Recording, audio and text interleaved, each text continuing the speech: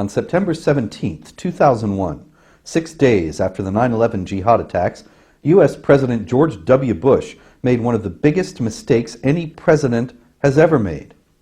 Bush appeared at the Islamic Center of Washington, D.C. in the company of several prominent Muslim leaders and said, "These acts of violence against innocents violate the fundamental tenets of the Islamic faith. And it's important for my fellow Americans to understand that." The English translation is not as eloquent as the original Arabic, but let me quote from the Quran itself. "In the long run, evil in the extreme will be the end of those who do evil. For that they rejected the signs of Allah and held them up to ridicule." The face of terror is not the true faith of Islam. That's not what Islam is all about. Islam is peace. These terrorists don't represent peace. They represent evil and war. When we think of Islam, we think of a faith that brings comfort to 1 billion people around the world. Billions of people find comfort and solace and peace. And that's made brothers and sisters out of every race, out of every race. And as Americans still searched the smoking ruins of the World Trade Center for the remains of their loved ones, President Bush cautioned Americans against thinking ill of Muslims, as if the 9/11 attacks had been perpetrated by Americans targeting Muslims. America counts millions of Muslims amongst our citizens. And Muslims make an incredibly valuable contribution to our country. Muslims are doctors, lawyers, law professors, members of the military, entrepreneurs, shopkeepers, moms and dads, and they need to be treated with respect. In our anger and emotion, our fellow Americans must treat each other with respect. Women who cover their heads in this country must feel comfortable going outside their homes. Moms who wear cover must not be intimidated in America. That's not the America I know.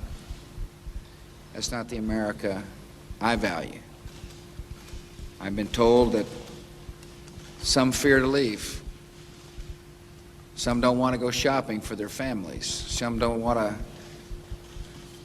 go about their ordinary daily routines because by wearing cover they're afraid they'll be intimidated. That should not and that will not stand in America. Those who feel like they can intimidate our fellow citizens to take out their anger don't represent the best of America. They represent the worst of humankind, and they should be ashamed of that kind of behavior. Now, this is a great country. It's a great country because we share the same values of respect and dignity and human worth. And it is my honor to be meeting with leaders who feel just the same way I do. They're outraged, they're sad, they love America just as much as I do. Now, Muslims were not at that time being subjected to wholesale vigilante attacks in the United States. Not at that time or at any point subsequently. This speech was an exercise in vassalage that should have made him ashamed. Yet Bush was by no means alone. Political leaders all over the West echoed his words about Islam's being a religion of peace, having nothing to do with terrorism. After September 11th, this became a commonplace of the Western political discourse, rejected only by a small minority who were quickly stigmatized as bigots and cranks. All these years later, it's clear Bush's speech set the pattern. After every jihad attack, non-Muslim leaders have followed his example, making it their highest priority to affirm that Islam is peace and that Muslims are victims.